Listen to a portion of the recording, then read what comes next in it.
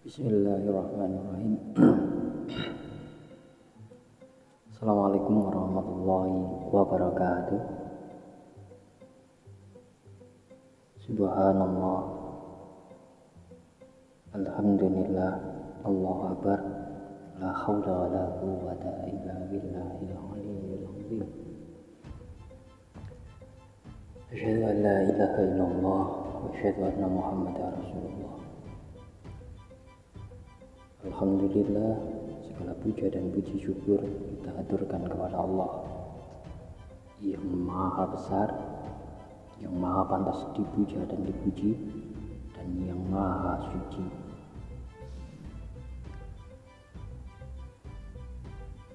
Salawat serta salam semoga tetap teraturkan kepada junjungan Nabi kita Muhammad SAW serta semua unsur Nur Muhammad yang ada di alam nyata maupun yang ada di alam gaib. Semoga Allah melimpahkan rahmat berkahnya kepada kita semua. Allahumma amin. La haula wa la quwwata illa billahil aliyyil azim. Tidak ada daya dan kekuatan kecuali semuanya sumbernya dari Allah, dan kita kembalikan total kepada Allah. Pada kesempatan saat ini, mari kita melanjutkan bagian ketiga dari mengenal diri kita sendiri, yaitu bagian ketiga, rohania. Bagian rohania ini adalah bagian yang terdalam dari manusia, bagian yang sangat amat penting, bagian yang menyokong manusia dikatakan hidup dalam kesempurnaan. Bagian ini bisa dipahami dengan yang namanya keyakinan atau iman itu sendiri, karena bagian ini tidak nampak oleh wujud zahir, juga tidak nampak oleh wujud gaib, tapi bagian ini bisa dipahami dengan menggunakan wujud yang maha gaib, yaitu bagian rohani.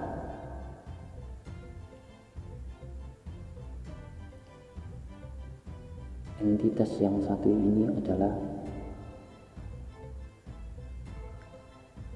hal yang paling tersembunyi di dalam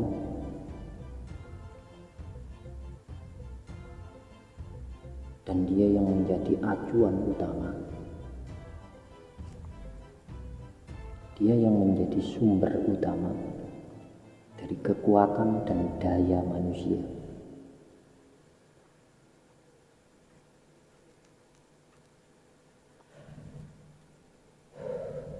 Bagian rohania ini tidak ada yang bisa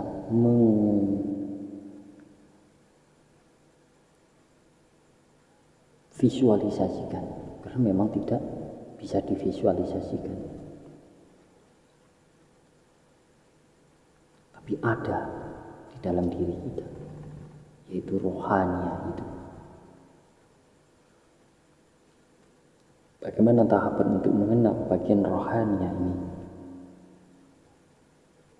Maka pertanyaan yang harus kita ajukan adalah, terdiri dari apa rohania ini? Terdiri dari bagian apa saja rohania ini?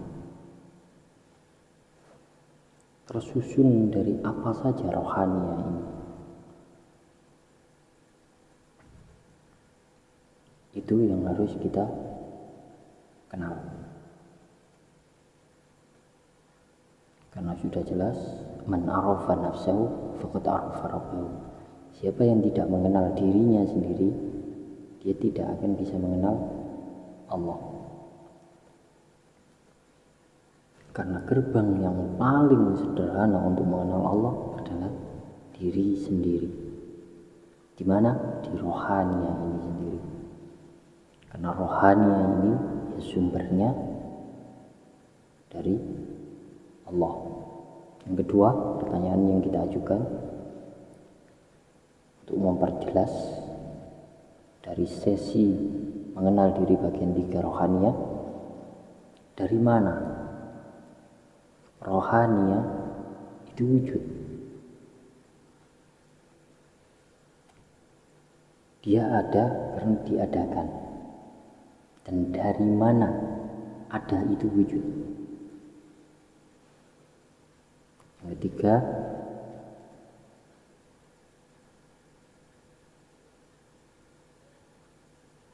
pertanyaan yang kita ajukan untuk mengompletti sesi mengenal diri bagian ketiga yaitu bagaimana sifatnya? Karena dengan mengenal sifat daripada rohani ini sendiri, kita bisa merasakan, membedakan, tidak jauh-jauh belajarnya, tapi belajarnya dari dalam diri sendiri. Makanya ngaji, mengkaji kerohanian itu tidak dari mana-mana, tapi dari dalam diri sendiri, yaitu kita mengenal sifat-sifatnya, sifat dari bagian-bagian itu,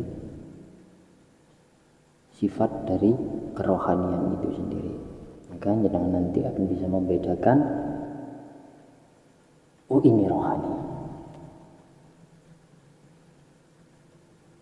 Secara garis besar, rohania manusia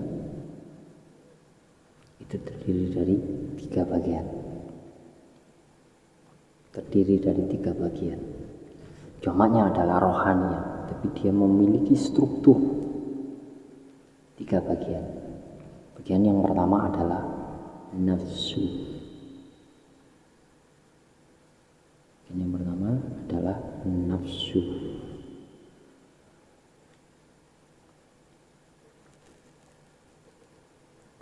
Bagian yang kedua, lapis kedua daripada rohania ini adalah jiwa.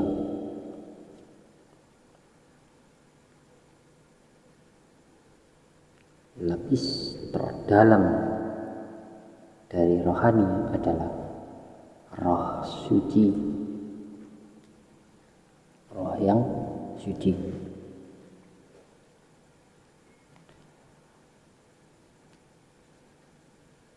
Yang pertama yang kita kupas sederhana adalah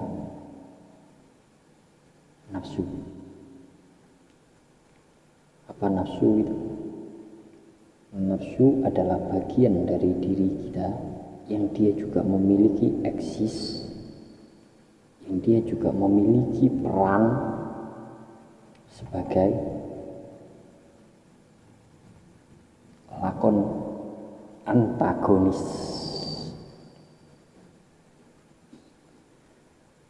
Nafsu ini diwujudkan oleh Allah dari akumulasi sifat-sifat yang ada di alam materi. Apa saja alam materi? Alam materi tersusun dari 4 bagian, yaitu tanah, air, udara, dan api. Dan nafsu ini mengambil peran dari sifat-sifat buruk dari keempat anasir itu.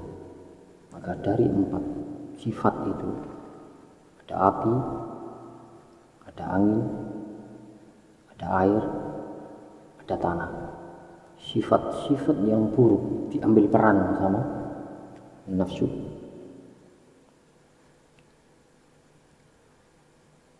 Sehingga nafsu akan cenderung mengarahkan manusia, mempengaruhi manusia untuk mengambil keputusan dengan patokan keburukan, dengan mengambil patokan keburukan. Apa hal yang paling buruk? Secara garis besar di pembimbing jiwa berpendapat garis besar dari sifat buruk adalah merampas hak prerogatifnya Allah yang seharusnya hanya dimiliki oleh Allah. Ini nafsu merampasnya, memakainya, sehingga ketika manusia dipengaruhi oleh nafsu, maka tanpa dia sadari dia sudah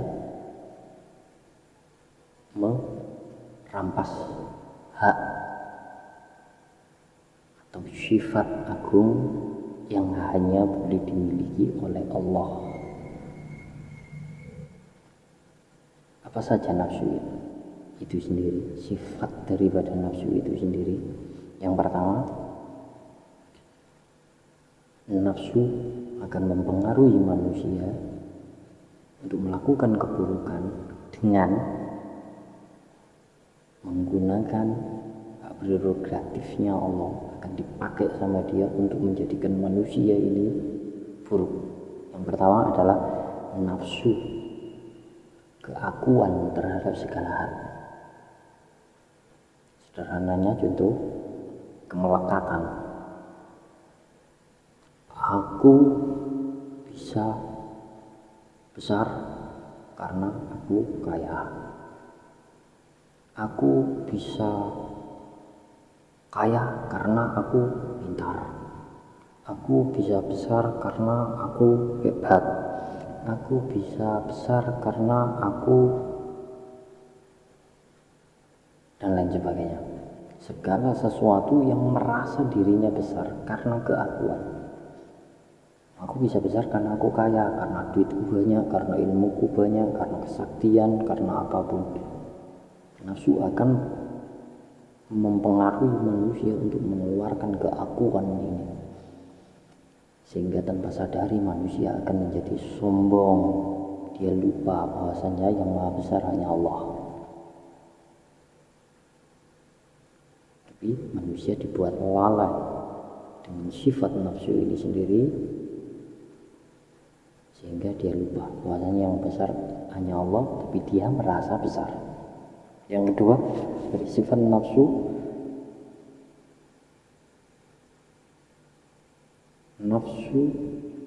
ingin dipuja dan dipuji. Berapa banyak orang yang hidupnya tanpa dia sadari dipengaruhi oleh nafsu itu sendiri, yaitu kemana-mana mencari pujian, harga diri dan lain sebagainya, mencari sanjungan. Beli mobil mewah, tidak apa-apa beli mobil mewah, tapi kalau itu diniatkan karena ingin mencari pujian supaya dianggap kaya raya, maka tanpa dia sadari orang ini sudah dipengaruhi oleh nafsu ingin dipuja dan dipuji. Itu mungkin yang terlihat klise, yang terlihat baik, sedekah, baik sedekah, tapi kalau sudah dipengaruhi oleh nafsu, dia sudah bukan karena Allah, karena dia memakai hak prerogatifnya Allah yang maha pantas dipuja dan puji, maka sedekahnya itu hanya diniatkan untuk mencari pujian supaya dikatakan orang dermawan dan lain sebagainya.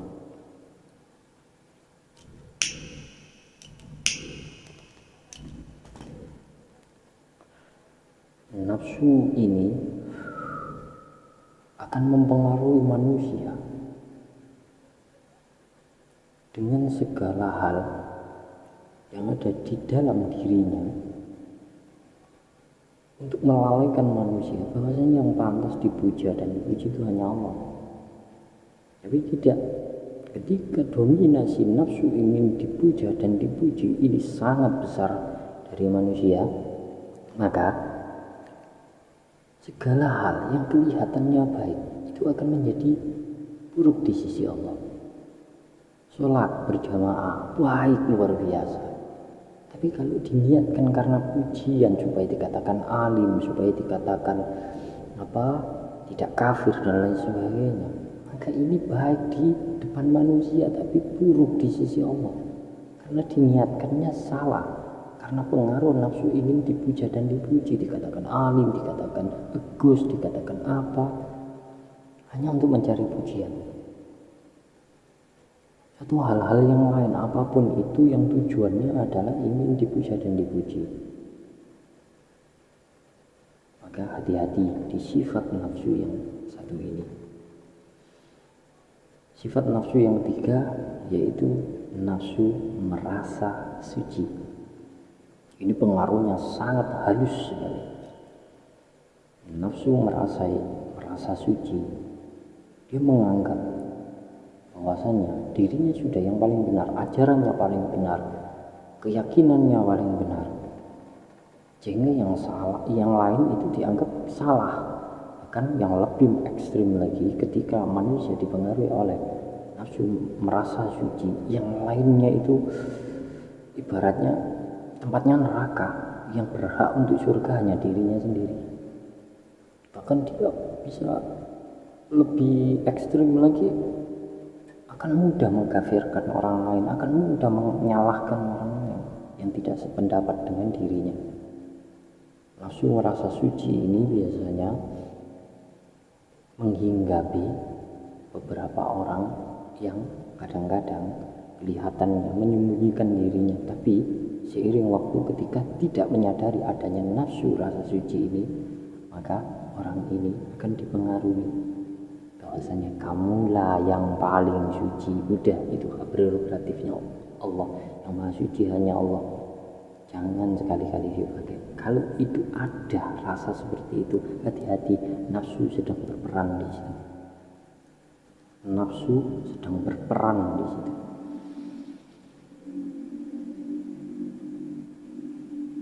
Yang berikutnya adalah bagian kedua daripada diri ini, rohania ini adalah jiwa.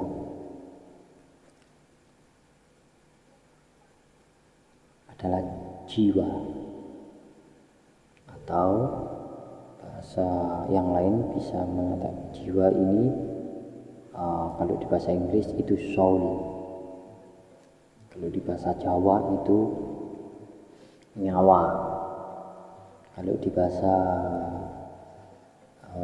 Arab nafas. Wa nafsi wa ma sawwaha, atas nama jiwa. Nah, ini jiwa ini adalah wujudnya, wujud daripada yang disebut orang sebagai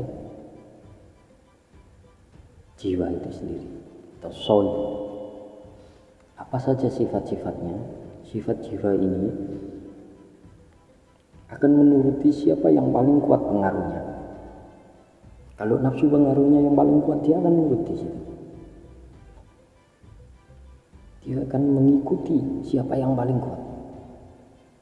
Nah, di sini nanti ada di bagian berikutnya setelah jiwa ini adalah roh suci. Kalau roh suci yang kuat pengaruhnya, dia akan melakukan perintah dari melakukan segala sesuatu itu berdasarkan roh suci. Tapi kalau nafsu yang paling kuat, yang paling dominan, dia akan mengambil keputusan yang paling banyak, yaitu nafsu. Kalau semua nafsunya yang paling gede, itu sifat daripada jiwa. Dia akan selalu menuruti siapa pengaruh yang paling kuat. Dengan kita belajar tentang sifat-sifat seperti ini, sifat-sifat seperti ini, kita bisa membedakan. Kita mau melakukan sesuatu, jiwa kita mau mengambil keputusan, dia akan mengikuti siapa. Dan bisa dilihat nafsu itu ciri-cirinya yaitu tadi utamanya tiga: keakuan, merasa besar, ingin dipuja-puji, dan merasa suci. Kalau itu sudah ada indikasi yang paling kuat mempengaruhi, ayo lakukan sedekah karena ingin dipuji, lakukan ini karena ini, lakukan ini supaya ini, dan lain sebagainya. Dan ada ciri-ciri ke nafsu, dan kita mau melakukan itu karena itu, hati-hati, jiwa kita sedang dipengaruhi oleh nafsu. Sifat jiwa yang kedua adalah cenderung bergejolak. Kalau di bahasa Arab, sesuatu hal yang cenderung bergejolak, naik turun, tidak pernah bisa tenang, dinamakan atau di bahasa Arab itu qalbu. Jamaknya adalah qulubah, sesuatu hal yang cenderung bergolak, tidak pernah bisa tenang, naik turun, tenang gelisah. Nah itu sifat daripada jiwa kita. Karena apa? Ada dua kekuatan yang mempengaruhi dia. Yang ketiga adalah sifat daripada nafsu adalah pengambil keputusan. Itu disalurkan ke bagian yang kemarin kita bahas, yaitu jasmani dalam, kemudian ke jasmani luar sampai dia wujud menjadi bentuk perbuatan. Dia pengambil keputusan. Makanya di situ kita harus mempelajari, kita harus mengenal sifat daripada jiwa akan menurut siapa yang paling kuat pengaruhnya, nafsu atau yang dari fitrah atau roh suci. Yang kedua, cenderung bergejolak. Hati-hati, nafsu jiwa ini bisa dikatakan labil, karena di situ tempatnya perang. Namanya jiwa, tempatnya namanya jiwa, kondisinya dinamakan kolbu. Orang-orang mengatakan hati. Ketiga adalah sifat daripada jiwa adalah pengambil keputusan untuk diwujudkan. Kalau misalnya pengaruhnya sudah dari nafsu, ya sudah, yang diwujudkan berarti berbentuk nafsu. Kalau pengaruh yang paling besar itu dari roh suci, maka yang diwujudkan adalah roh suci, yaitu tentang sifat-sifat kebaikan. Makanya Rasulullah berpesan, ada segumpal daging dalam diri manusia, apabila dia baik maka baik keseluruhannya, tapi kalau dia buruk, buruk keseluruhannya. Maksudnya apa? Ya ini, apabila pengaruh jiwa ini lebih banyak buruknya, maka nafsunya lebih gede, maka buruk perbuatannya. Tapi kalau misalnya baik, itu pengaruh dari roh suci, maka baik pula dia. Hati-hati dengan pengambilan keputusan di dalam jiwa. Bagian yang ketiga, yang amat sangat penting, yang harus menjadi imam dalam diri kita, yang dia adalah makhluk tersendiri yang memiliki sifat-sifat akumulasi kebaikan, yaitu roh suci atau fitrah, atau di Al-Quran dinamakan sifat taqwa. Di situ, wa nafsi wa ma sawaha fa alhamaha fujuraha. Fujur ini diambil sama nafsu. Wa taqwa, taqwa inilah sifat daripada roh suci itu sendiri, ketakwaan, yaitu tunduk mutlak tanpa syarat kepada Allah, udah total. Itu sifat roh suci yang memang difitrahkan untuk dia, untuk selalu tunduk kepada Allah. Tapi karena manusia ini ada pengaruh daripada nafsu, nah ini kan kadang-kadang cenderung kalah. Roh suci ini cenderung kalah. Apa sih sifat daripada roh suci ini sendiri? Dia adalah daya hidup. Tanpa ada roh suci tidak akan ada kehidupan. Nafsu itu tidak akan hidup kalau roh sucinya nggak ada. Ibarat nafsu itu parasit terhadap roh suci. Kalau nggak ada roh suci, nafsu tidak akan eksis, karena dia bisa hidup karena adanya roh suci ini. Hanya saja tuan rumahnya malah kalah kebanyakan. Roh suci ini adalah daya hidup, daya kekuatan, sumber energi dari hidup manusia itu sendiri.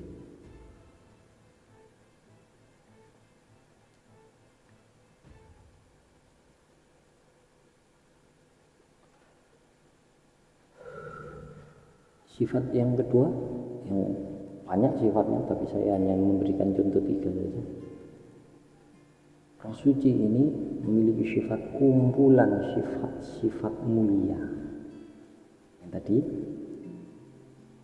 sifat-sifat yang baik dari anasir, 4 unsur penyokong kehidupan manusia: lemah, banyu, benih, angin, atau bahasa Indonesianya api, udara, air, sama tanah. Ini memiliki sifat-sifat kebaikan.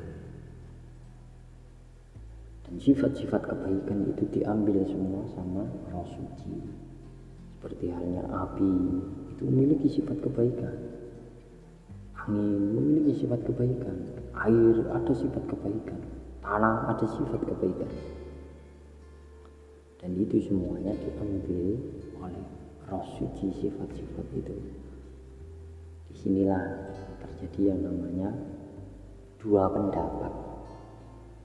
Yang baik dari roh suci, yang buruk diambil oleh nafsu. Makanya kenapa jiwa kita nggak bisa tenang, karena ada dua pengaruh ini, antara baik dan buruk.